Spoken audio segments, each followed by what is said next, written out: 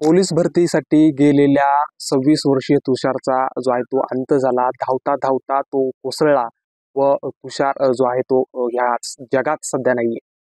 प्रेक्षक नमस्कार, मी आदेश वाकळे आहे. पुन्हा एकदा मी तुषारच्या घरी आलेलो आहे.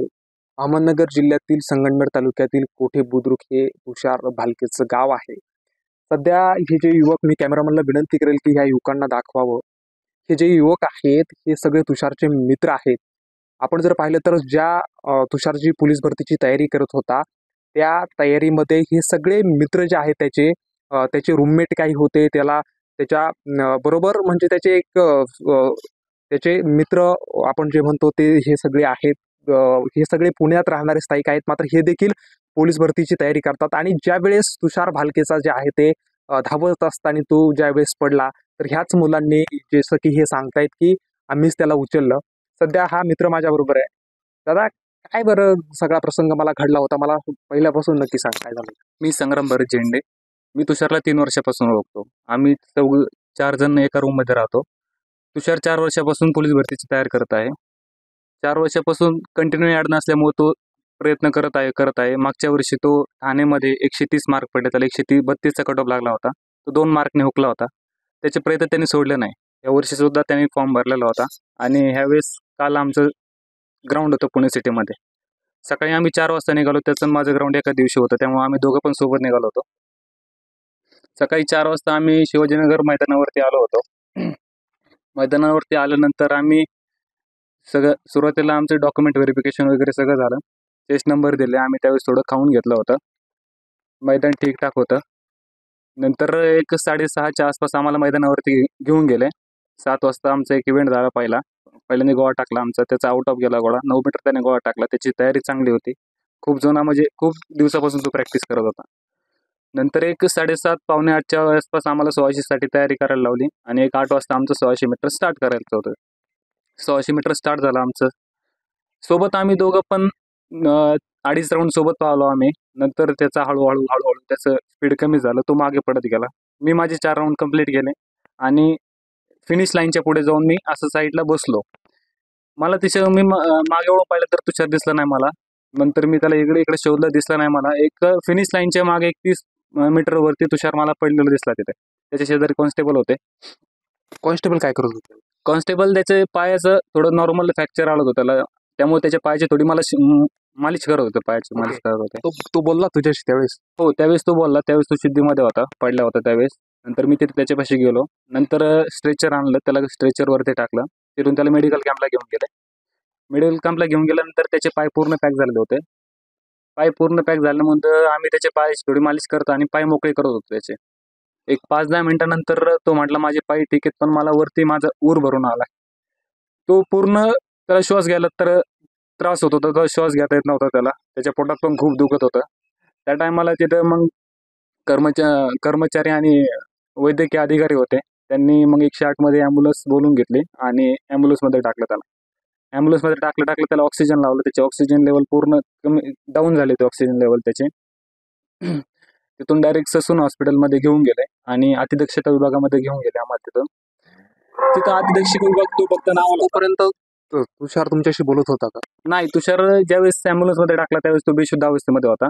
त्याचं ऑक्सिजन लेवल पूर्ण डाऊन झाली होती. त्याची बॉडी डिहायड्रेट झाली होती. त्याच्यात पाण्याची क्षमता पूर्ण कमी झाली होती. पाण्याची लेवल त्याच्या शरीरामध्ये नव्हती. ज्यावेळेस तिथे अतिदक्षता विभागामध्ये नेलं, त्याला ऑक्सिजन लावला होता. म्हणजे गाडीमध्ये पण ऑक्सिजन होता, ॲम्ब्युलन्समध्ये पण, आणि तिथे गेला पण ऑक्सिजन लावला.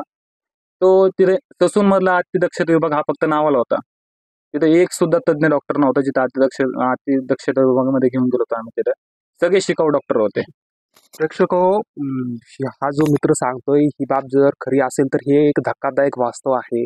या ससून रुग्णालयावरती मोठा विश्वास लोकांचा आहे. त्या ठिकाणी जर शिकाऊ डॉक्टर असतील आणि मग त्याच्यामुळं जर तुषारच्या जीवाला जर काही बरं वाईट झालं असेल तर नक्कीच ह्या प्रकरणाची चौकशी झाली पाहिजे अशी मागणी हे करतायत ना. काय झालं पण? मी एकटा नव्हतो, माझे मित्र पण होते सोबत. त्यावेळेस त्यांनी सगळ्यांनी पाहिलं तिथं काय परिस्थिती होती. हा पण माझ्यासोबत होता. ज्या वेळेला तुषारला इमर्जन्सी वॉर्डमध्ये ठेवलेलं, तिथं जवळजवळ 2, 2.5, 3 तास आम्ही त्या वॉर्डमध्ये होतो. तर त्यावेळेला तिथं जे डॉक्टर होते, जे काय होते ते शिकाऊ होते आणि आम्ही बघत होतो की ते एकमेकांना शिकवत होते, सांगत होते की म्हणजे ते जे ट्रीटमेंटच्या बाबतीत होतं ते एकमेकांना शिकवत होते, हे आम्ही बघत होतो. आणि तुषारची जी अवस्था होती, तुषारला ऑक्सिजन लावलेला, तुषारला श्वास घ्यायला जमत नव्हतं. त्याचा हार्ट रेट 145 प्लस होता. इतका हार्ट रेट होता तरी, आणि त्याला इतका त्रास होत होता. त्याची अवस्था आम्ही सरळ सरळ बघत होतो, पण ते जे डॉक्टर होते तिथले, ते इतके नॉर्मल बिहेव करत होते की जसं म्हणजे तुषारला इतकं असं काही मोठं झालं नाही, इतके नॉर्मल बिहेव करत होते. आणि हार्ट रेट इतका जास्त होता, बीपी त्याचा खूप कमी होता, 59-60 समथिंग त्याचा बीपी होता, म्हणजे इतका लो होता त्याचा. हळूहळू आम्ही आम्ही मित्र थोडा आम्ही ट्राय करत होतो की तुषारचा जो हार्ट रेट आहे तो नॉर्मल व्हायचा ट्राय करत होतो. त्याला आम्ही म्हणजे बोलत होतं की तू थोडा रिलॅक्स हो, शांत हो, म्हणजे परिस्थिती नॉर्मल करायचा प्रयत्न करत होतो. त्याला सांगत होतो की इतकंही जास्त काही सिरियस नाही, नॉर्मल आहे, तू शांत हो. आम्ही तो ट्राय करत होतो. त्याचा बीपी, ऑक्सिजन लेवल, ऑक्सिजन म्हणजे हार्ट रेट त्याचं थोडं नॉर्मल व्हायला लागलेला, पण बीपी तेवढाच होता. आणि त्याचा जो म्हणजे श्वास त्याला खरंच घेता येत नव्हता. आणि एवढं असताना पण तिथं जे डॉक्टर होते त्यांच्याकडनं तेवढी सिरियस ॲक्शन घेतली जात नव्हती. ज्या वेळेला त्याला तुषारला नंतर ICU मध्ये शिफ्ट केला नंतर, आणि त्यामध्ये बऱ्यापैकी आम्हालाच करायला लावत होते. म्हणजे ते आम्हालाच सांगत होते तुम्ही उचलून ठेवा, तुम्ही असं घेऊन जावा, आम्हालाच बऱ्यापैकी त्यांनी गोष्टी आम्हालाच करायला लावल्या. बरं ठीक आहे, आम्ही मित्र आम्ही केलं, आम्ही गेलो, वर नेलं त्याला, MICU मध्ये नेलं. तिथं नेल्यावर मग बऱ्यापैकी सुरुवातीला डॉक्टर आम्ही सोबतच होतो. तुषारला जेवढा वेळ होता ना MICU, आम्ही तिथं सोबतच होतो. तर त्यांच्याकडून तेवढी सिरियस ॲक्शन घेतली जात नव्हती. सो थोड्या वेळानंतर मग ज्या वेळेला परत डॉक्टर आले आमच्याकडून, आणि त्यांनी थोडं आम्हाला सांगितलं की त्याला मानेमध्ये एक सुई टाकावी लागेल, आणि ती रिस्क असेल, त्याच्यातून कळून जाईल की तुषारला नेमकं झालंय का आणि कशामुळे होतंय. आणि त्या सुईसाठी मग त्यांनी आमच्याकडून सिग्नेचर घेतली की बाबा जबाबदारी तुमची असेल, जे काही झालं होईल त्याचं. त्यांनी सिग्नेचर घेतले आणि व्हेंटिलेटर, आम्ही तुषारच्या काळजीपोटी जे आम्हाला असं वाटत होतं की आमचा मित्र फक्त बरा झाला पाहिजे, तुम्ही जे कराल ते करा. हे सगळं होत असताना त्या ठिकाणी कोणता पोलीस अधिकारी किंवा प्रशासकीय व्यक्ती कोणी आला होता का? हो हो हो, पोलीस अधिकारी होते. जेव्हा जेव्हा म्हणजे बऱ्यापैकी त्यांचं येणं जाणं होतं, त्यांचं आम्हाला बऱ्यापैकी होतं की तुम्हाला जर गरज असेल, काही प्रॉब्लेम आला, किंवा तुम्हाला वाटलं की तुम्हाला जर प्रायव्हेट हॉस्पिटलला शिफ्ट करायचं आहे, तर तुम्ही बोला, आपण करू. त्यांच्याकडून आम्हाला बऱ्यापैकी सपोर्ट होता पोलिसांकडून. फक्त हे जे डॉक्टरांकडनं झालं म्हणजे की ते ज्यावेळेला, आणि त्यावेळेला मग त्यांनी सांगितलं आम्हाला की ती सुई घालावी लागेल आणि त्याला व्हेंटिलेटरवर ठेवावं लागेल. त्यावेळेला आम्हाला सगळ्यांना त्यांनी बाहेर काढलं. तोपर्यंत आम्ही तुषार सोबतच होतो.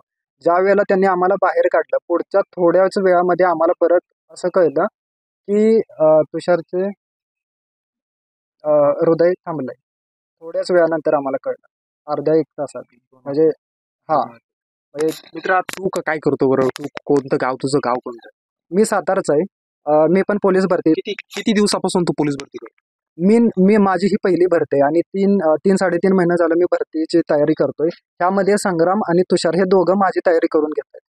दादा, तू किती दिवसापासून पोलीस भरतीची तयारी करतो? माझं नाव आदिनाथ हिप्परकर, मी सोलापूरचा आहे. मी पण माझी पहिलीच भरती आणि मला एक 4-5 महिने झालं मी भरती करतोय. आणि माझी भरती करता वेळेस हे संग्रामदादा आणि तुषारदादा यांच्याशी माझी ओळख झाली. दादा, तू किती दिवसापासून करतो police? माझा हा दुसरा अटेम्प्ट होता. मी तुषार माझ्या अगोदरपासून 3 अटेम्प्ट तुषारने दिले होता. हा तुषारचा 4था अटेम्प्ट होता. परफॉर्मन्स कसा होता? तुषारचा परफॉर्मन्स 1 नंबर होता. तो पहिल्यापासून प्रॅक्टिसमध्ये होता. त्याचं शरीर यष्टी पण चांगली होती. तो म्हणजे प्रॅक्टिसच्या आणि अभ्यास तर खूप भारी होता त्याचा. तुषार पुण्यात जेव्हापासून आलाय ना, तेव्हापासून त्यानं स्वतःची जबाबदारी स्वतः घेतल्या. सगळा खर्च त्यानं मेट्रोमध्ये सिक्युरिटी गार्ड म्हणून जॉब केलाय, बँकेमध्ये जॉब केलाय, पिझ्झा डिलिव्हरी म्हणून काम केलंय. म्हणजे त्यानं खूप कष्ट घेतलेत, आणि स्वतःचा खर्च स्वतः करत होता पुण्यामधला जो काय तो. आणि म्हणजे सिक्युरिटी गार्डचा जॉब करायचा, नाईट शिफ्ट करायचा, सकाळी ग्राउंड द्यायचा, आणि परत दिवसभर अभ्यास करायचा. म्हणजे तिन्ही कामं तो ॲट अ टाइम करत होता. एवढी मेहनत घेऊन तो पोलीस भरतीची तयारी सुरू होती त्याची. प्रेक्षको, हे जे मित्र सांगतायत हे खूपच भयानक आहे. मी ह्या ज्या शेडमध्ये बसलोय, मी कॅमेरामनला विनंती करेल की त्यांचा, माझ्या मते त्याच्या वडिलांचा हा शेळीचा व्यवसाय काहीतरी व्यवसाय आहे. आणि जर आपण याचं छत पाहिलं तर अतिशय सगळं हे दयनीय अवस्था ही म्हणावी लागेल. एकूणच ह्या चिखलमय सगळं वातावरण आहे. इकडं देखील आपण पाहिलं तर अतिशय दयनीय परिस्थिती आहे. मग एवढं सगळं होत असताना ही निवडणुका असल्यावरती जे नेते ज्या मायबाप जनतेच्या पाया पडतात, मग आता ते नेते नक्की गेले कुठं? आणि तुषारच्या कुटुंबाची नैतिक जबाबदारी घ्यायला त्यांना काय हरकत आहे? दादा, काय बरं आता मागणी आहे तुमची? आमची मागणी एवढीच आहे. तुषार जे त्यांच्या आईवडिलांसाठी करत होता, जो त्याचं पूर्ण स्वप्न होतं आईवडिलांचं, त्याचे जे कर्जाचा बोजा होता तो त्याचा उतरवायचा होता, त्याचं घर जरा व्यवस्थित करायचं होतं. आमची मागणी एवढीच आहे की त्याच्यासाठी गव्हर्नमेंटने काहीतरी आर्थिक मदत केली पाहिजे. प्रेक्षक या ठिकाणी हे सगळे तरुण आले आहेत. आता सत्ताधारी पक्षाची ही जबाबदारी आहे, नैतिक जबाबदारी ही त्यांची म्हणावी लागेल. महाराष्ट्रात जे आहेत ते हजारात जागा निघतात आणि लाखो मुलं येतात, त्याच्यातले हजारो सिलेक्ट होतात व लाखो मुलं पुन्हा एकदा परतीच्या मार्गाने जे आहे ते खाली हाताने जात असतात. मग ह्या जे सगळे पोलीस भरतीची मुलं आहे, मुली आहे, यांचं काय? आणि त्यातून जर अशी जर घटना झाली तर त्यासाठी कोणतीच तरतूद आपल्या या लोकशाहीमध्ये नाही का, असा सवाल जो आहे तो सगळ्यांना निर्माण झालाय. तर काय बरं आता हे सगळं जे जे आपण म्हणतो की जो सर्वांना प्रिय असतो तो देवाला प्रिय असतो, देवाने त्याला बोलून घेतलं तिकडे. आता काय याच्या पुढं काय? तुषारनं खूप मेहनत घेतली. 3-3.5 वर्ष झालं तो कुठेही न भरकटता त्यानं घराच्या म्हणजे त्याला परिस्थितीची जाण काय तुम्हाला राज्याचे मुख्यमंत्री या ठिकाणी बघत असतील किंवा अनेक जबाबदार मंत्री बघत असतील, त्यांच्याकडे काय मागणी करा? सीएम साहेबांना माझी एवढीच विनंती आहे की तुषार खूप मेहनती होता आणि त्याला त्याच्या घरच्यांचं जे कर्ज उतरायचं होतं किंवा घरच्यांसाठी जे करायचं होतं आर्थिक मदत, सीएम साहेबांकडून मला फक्त तुषारच्या घरच्यांसाठी आर्थिक मदतीचीच अपेक्षा आहे. आम्ही सगळं मित्रमंडळ फक्त ह्याच गोष्टीची अपेक्षा घेऊन तुषारच्या घरी आलोय आणि तुम्ही काहीतरी ॲक्शन घेतली पाहिजे आणि तुषारच्या घरच्यांच्या थोडीशी आर्थिक मदत करावी, एवढीच आमची सर्व मित्रमंडळांची अपेक्षा आहे. प्रेक्षक हे जी मुलं आली आहेत हे माझ्या मते पुणे ते संगमनेर हा माझ्या मते एक 100 ते 120 किलोमीटरचा हा सगळा प्रवास आहे. आपण पुन्हा एकदा कॅमेरामॅनला विनंती करतो की हे सगळे चेहरे एकदा दाखवावेत आणि आता तरी जे राज्य सरकार असेल किंवा केंद्र सरकार असेल यांनी ही जबाबदारी स्वीकारायला पाहिजे. नैतिक जबाबदारी म्हणून यात लक्ष घालून तुषारच्या कुटुंबियांना एक आर्थिक ठोस मदत दिली पाहिजे. तुषारचे वडील असतील यांना कुठंतरी शासकीय किंवा निमशासकीय जे जॉब आहेत, ज्या नोकऱ्या आहेत त्यामध्ये सामील नक्कीच करून घ्यायला पाहिजे, अशी मागणी या ठिकाणचे सगळे युवक करत आहेत. आणि जोपर्यंत तुषारला न्याय भेटत नाही तोपर्यंत लोकशाहीची टीम याचा पूर्णपणे पाठपुरावा करत राहतील. मी आदेश वाकळे, लोकशाही मराठी, अहमदनगर. लोकशाही मराठी ऐका, पहा, जागरूक रहा.